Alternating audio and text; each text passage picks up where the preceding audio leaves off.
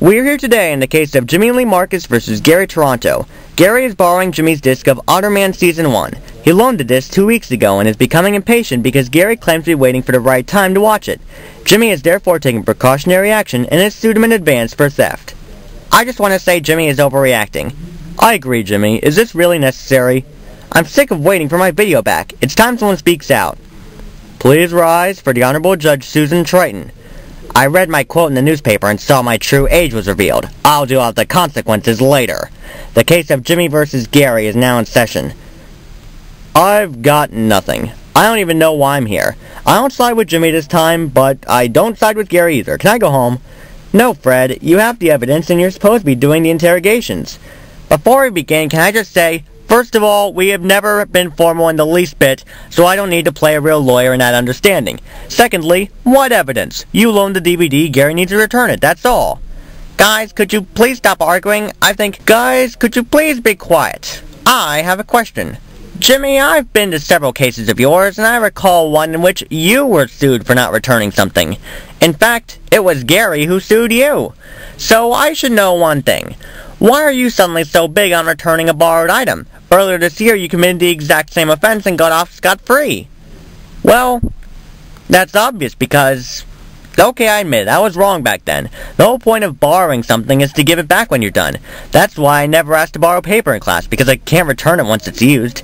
I did pay that $1 back shortly after. It's been weeks and Gary still hasn't watched it and he still has it. You're such a hypocrite, Jimmy. Besides, it was money that you borrowed. That's important.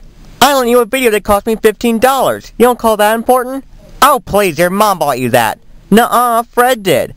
I already said I want out of this. Everybody, can I please just say, shut up, everyone. Not hush up, not be quiet, I mean shut up. Now then, I hate all your voices, especially Gary's. But I've noticed he wants to say something, and hopefully once he does, this case went more quickly.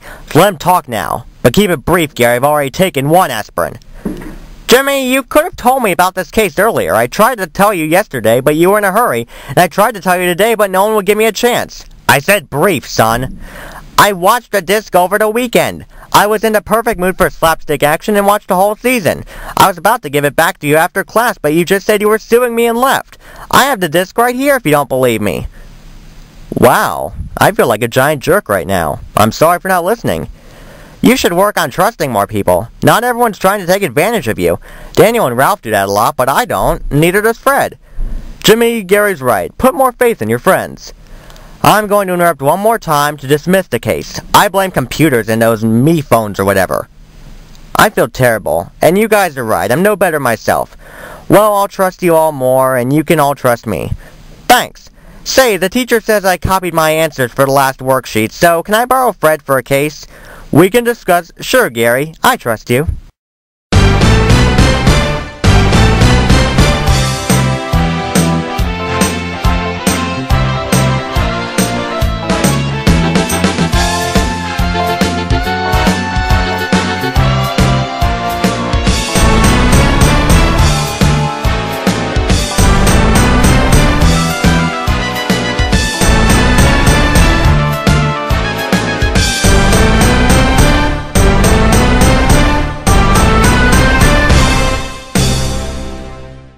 Okay guys, that's a wrap.